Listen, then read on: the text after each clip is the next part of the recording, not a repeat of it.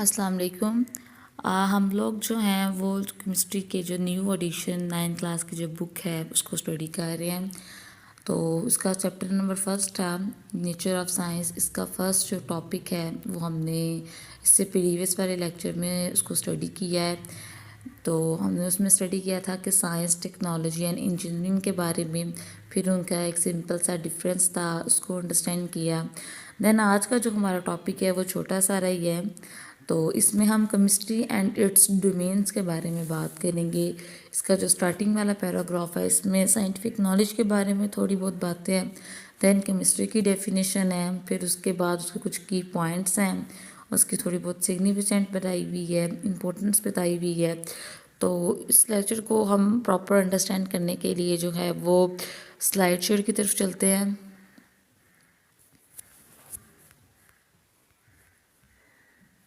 Okay, ये lecture number 2 है हमारे पास। तो स्टार्ट करते हैं। केमिस्ट्री एंड इट्स डोमेन्स, यानी कि केमिस्ट्री और उसके तकाजे क्या क्या हैं। डोमेन्स कहते हैं तकाज़ों को। Scientific knowledge is incredibly diverse in order to grasp organize and effectively advance innovation. Effective knowledge is divided into many branches such as biology, physics and chemistry, each dealing with a unique aspect of the natural world. Okay, इस paragraph में वो scientific knowledge के बारे में थोड़ा बहुत बता रहे हैं कि जो साइंटिफिक नॉलेज है वो नाकाबिल यकीन हद तक जो है ना उसकी कैटेगरीज हैं, उसकी टाइप्स हैं, कि ये बहुत वास्ट सब्जेक्ट है जो साइंटिफिक नॉलेज है आपके पास सर।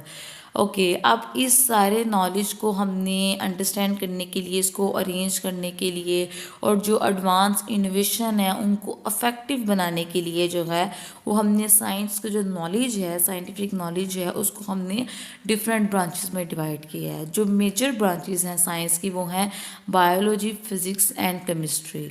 अब ये जो तीनों की तीनों ब्रांचेस हैं ये हमारे जो नेचुरल वर्ल्ड है उसकी किसी न किसी यूनिक एस्पेक्ट के साथ इसका रिलेशन लाजमी है। यानी कि बायोलॉजी जो है उसमें हम नेचुरल वर्ल्ड की नेचुरल चीज़ों के बारे में बात करते हैं, जानदार चीज़ों के बारे में बात करते हैं। केमिस्ट्री में हम रिएक्शंस के बारे में, बेजान चीज़ों के बारे में बात करते हैं, मैटर के बारे में बात करते हैं। इस तरह से अब आगे इसकी डेफिनेशन की तरफ चलते हैं। ये पैराग्राफ जो है वो अगर तो आप लोग याद करना चाहते हैं तो आप लोग कर लें, अगर नहीं भी करेंगे तो it's okay.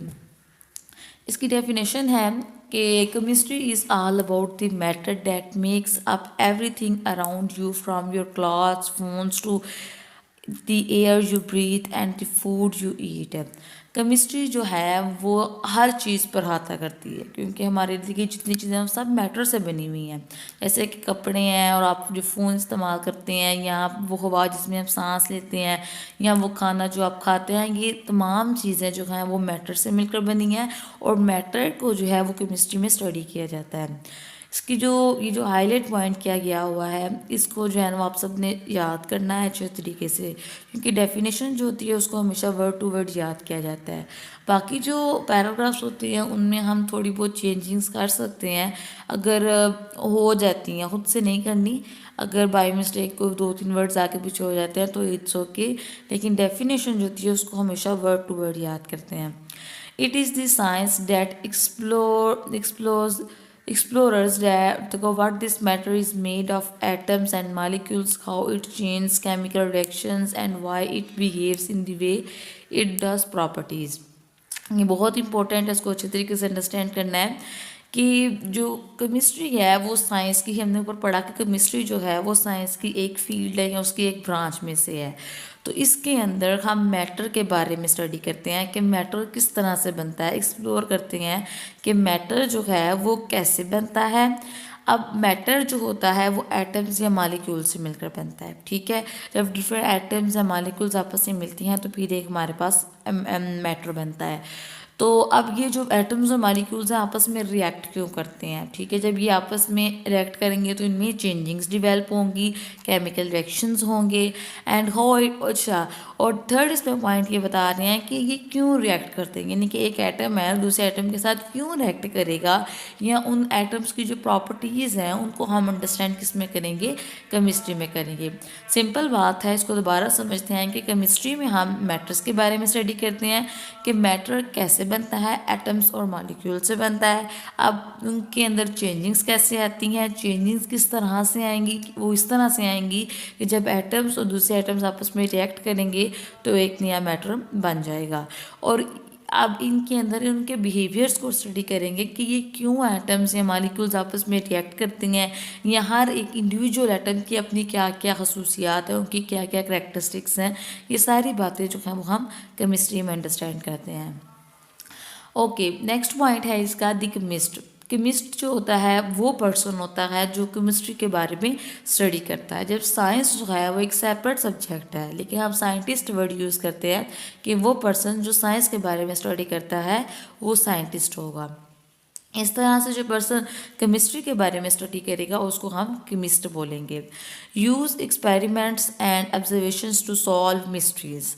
What happens when baking soda mixes with vinegar, and why does iron rust, and how can we prevent it?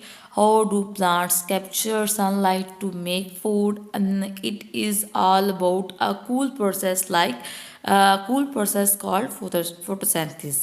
Okay, इस पैराग्राफ में उन्होंने ये बताया हुआ है कि जो केमिस्ट पर्सन होता है वो एक्सपेरिमेंट्स को और ऑब्जर्वेशन को यूज़ करता है मिस्ट्रीज़ को सॉल्व करने के लिए। अब मिस्ट्रीज़ क्या होती हैं? मिस्ट्रीज़ वो चीज़ें होती हैं जो अनएक्सप्लेन्ड होती हैं, जो सीक्रेट में होती है, जिनके बारे में आपको पता नहीं होता। तो केमिस्ट्री जो होती है, तो केमिस्ट्री के अंदर जो केमिस्ट पर्सनस होते हैं वो क्या करते हैं कि ऑब्जर्वेशन के थ्रू और एक्सपेरिमेंट के थ्रू मिस्ट्रीज़ को, जो अनएक्सप्लेन चीज़ें होती हैं, उनको सॉल्व करते हैं। जैसे कि यहाँ उन्होंने कुछ रेफरेंस, कुछ पॉइंट्स दिए हुए हैं साथ में कि अगर बेकिंग सोडा को विनीगर के साथ मिक्स करेंगे तो क्या होगा, या अगर आयरन जो होगी उसको जंग क्यों लगेगा। रस्ट का मतलब होता है जंग लगना, और हम जो आयरन है उसको जंग लगने से कैसे बचा सकते हैं। एंड जो पौधे होते हैं वो सूरज की रोशनी को क्यों कैप्चर करते हैं अपनी खुराक बनाने के लिए। तो जैसे इसके बारे में सबको पता है कि ये फोटोसिंथेसिस का एक प्रोसेस होता है। तो इसको इन्होंने ब्रैकेट के अंदर जो है वो थोड़ा सारा रेफरेंस के तौर पर बताया भी हुआ है। अब इसके बाद जो थर्ड इसका पॉइंट है वो आगे है इसकी इम्पोर्टेंस। अब इस जो 2-3 पॉइंट्स हैं इनको हमने इम्पोर्टेंस का नेम दे दिया, या आप इसकी सिग्निफिकेंट भी बता कह सकते हैं इसको।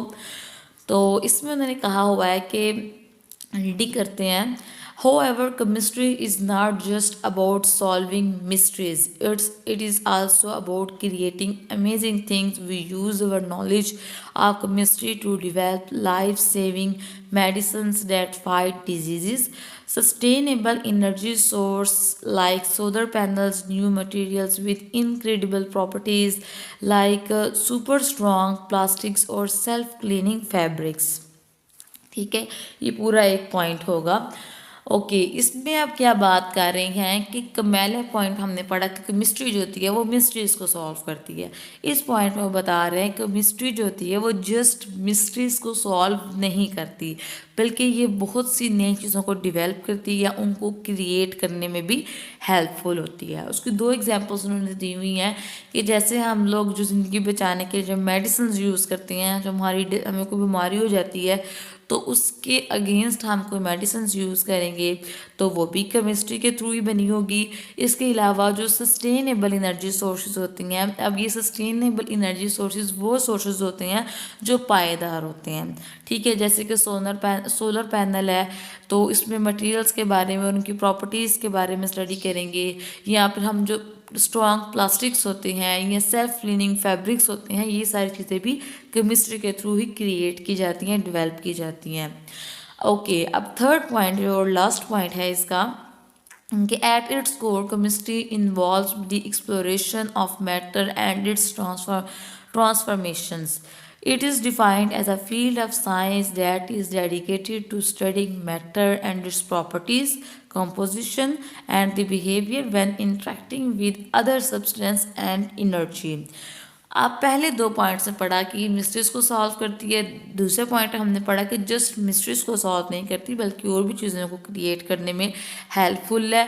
अब थर्ड पॉइंट में उन्होंने बता रहे हैं कि जो केमिस्ट्री है वो एक्सप्लोरेशन ऑफ मैटर है, यानी कि मैटर के बारे में तहकीक करना, उसके बारे में जानना, उसकी ट्रांसफॉर्मेशन के बारे में भी बात की जाती है। अब ये साइंस की ऐसी फील्ड है जो कि मैटर और उसकी प्रॉपर्टीज़ के बारे में सर्च करती है, उनकी कंपोजिशन के बारे में और उनके बिहेवियर के बारे में, जब डिफरेंट सब्सटेंस आपस में रिएक्ट करेंगे। ठीक है, ये पहले आपने आई थिंक पढ़ा ही कि नहीं कि जब मुख्तलिफ एटम्स आपस में रिएक्ट करती हैं तो उनके दौरान या तो एनर्जी रिलीज़ होती है या तो एनर्जी अब्जॉर्ब होती है। तो ओवरवाइज करते हैं इस टॉपिक को, ओवरऑल हम पढ़ते हैं एक दफ़ा। ये स्टार्ट में हमने इसकी डेफिनेशन पढ़ी। अगर आपने इस टॉपिक को रेडी करना है, याद करना है, तो आप इसकी ये डेफिनेशन कर लें। और उसके अलावा ये एक जो केमिस्ट पर्सन है इस टॉपिक को आप कर सकते हैं। इसके अलावा ये जो मिस्ट्री क्रिएटिंग अमेजिंग थिंग्स है इस पॉइंट को आप पढ़ सकते हैं। और इसके अलावा जो थर्ड है dedicated to studying matter and its properties, ये इस थर्ड पॉइंट को भी आप कर सकते हैं। तो आपने इसको रेडी ऐसे करना है कि डेफिनेशन करनी है इसका, ये जो केमिस्ट पर्सन जो होता है वो क्या करता है ये आपने बताना है। इसके अलावा आपने दो पॉइंट्स इसके काट लेने हैं, तो आपका जो ये टॉपिक है अच्छे तरीके से क्लियर हो जाएगा और आपको जो है ना वो याद भी बहुत आसानी से हो जाएगा। तो इसके अलावा अगर आपको कोई बात नहीं समझ आई तो आप लोग कमेंट सेक्शन में जाकर मैसेज कर सकते हैं। और आपने इस चैनल को सब्सक्राइब लाजमी करना है क्योंकि इस चैनल पे बाकी सारे जो चैप्टर्स हैं उनकी भी वीडियोस इंशाल्लाह अपलोड